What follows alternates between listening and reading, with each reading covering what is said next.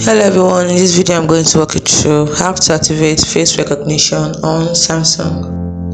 The first thing you do is open up your settings and then you scroll down to your biometrics and security. This is it, tap on it and then you can see face recognition. My face has already been registered. If yours has not been registered, please do that first. Then you tap on face recognition.